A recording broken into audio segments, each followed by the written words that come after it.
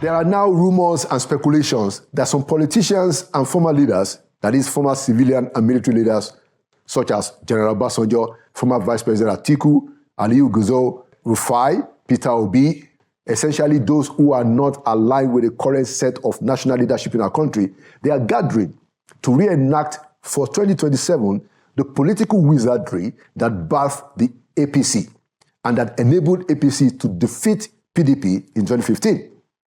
But really, they can save themselves the trouble. Why? Because even if this move succeeds, it will merely replace persons at the top, especially because we are still dealing with the same characters who have played significant roles in how we got here.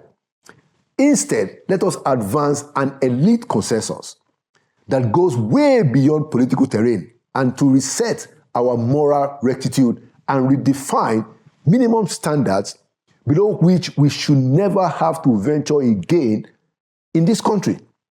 Let leaders in and outside of politics, people who are politicians and those who are not politicians, let them come out and lead a charge for a national rebirth.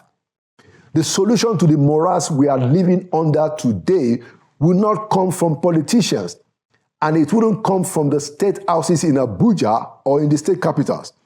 It will have to come from among us as a people. It will have to come from our communities, our religious groups, and other social entities. Why did I say that? We have very deep challenges that go past our struggles with political leadership. As a matter of fact, our leadership challenges might be traceable to these deeper levels of rot and moral plunder. Let me explain. Some of the outcomes and events that rattle us when they come to the open, they are often a reflection of a deep-seated compromised system that undergirds our current dispensation and existence as a people. It wasn't so in the past, and hopefully this will not be forever, but certainly that is what we are dealing with in the last several decades. People at all levels perpetuate this kind of behavior. We are not setting political elites free of their responsibilities to lead by example and enforce order and decency. It is important to properly assign these moral challenges as well.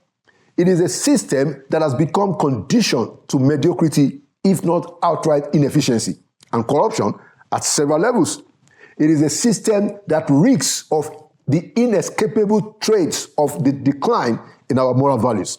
For instance, how Nigerians, especially workers in agencies in charge of licenses, approvals, business permits, and all of that, how they constitute themselves into toll gates, extorting people who are trying to create jobs and commence new business ideas, forgetting that what those people trying to do is to create a new level of benefit for our entire nation.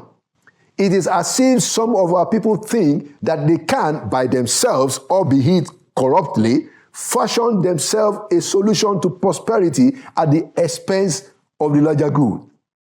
Equally, overzealous officials, and in cases even middle-level enforcement officers, have become extreme in trying to please the body language of their superiors. A recent example. How is it possible that in the name of the federal government, about 76 young Nigerians will be crammed in detention for months at first and then gleefully showcased in open court to our national shame without the knowledge of the chief law officer of the country? How are such decisions taken with so much sloppiness and a carefree attitude? Did you see that federal government lawyer who last week Friday was trying to justify the arraignment of the minors while speaking to reporters at the end of the court proceedings?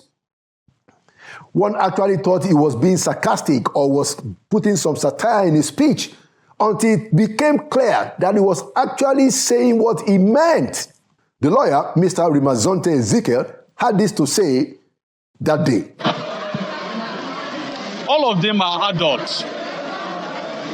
Most of them are married men. None of them is a minor. Some of them are university graduates. The small kids you are seeing here, they came with some of their parents to come and greet their loved ones. They are are not even the real suspect standing trial in this case. Beside the lies, it was the serious look on his face as he blotted out the fabrication that one found incredibly stunning. How did we become disingenuous and mendacious? Was that only part of our political leadership problem? Let me give another example. This time is simple national mediocrity.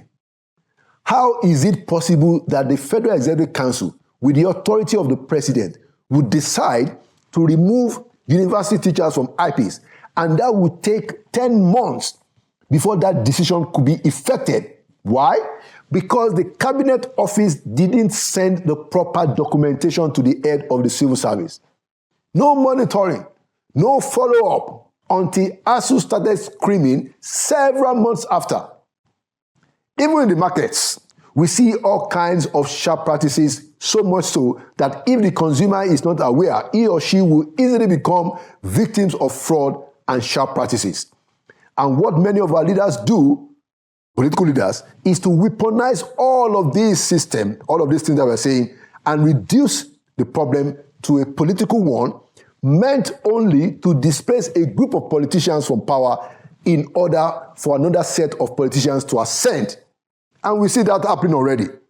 It's the reason that inside sources have been advocating for an elite consensus. We have gotten to the point in this country that we need to understand that political posturing for power alone and by itself won't cure our national afflictions. Indeed, it will take an all-party, all-elite, all-people-centered consensus from among us that we need to expend time and energy to make happen. Let's do it.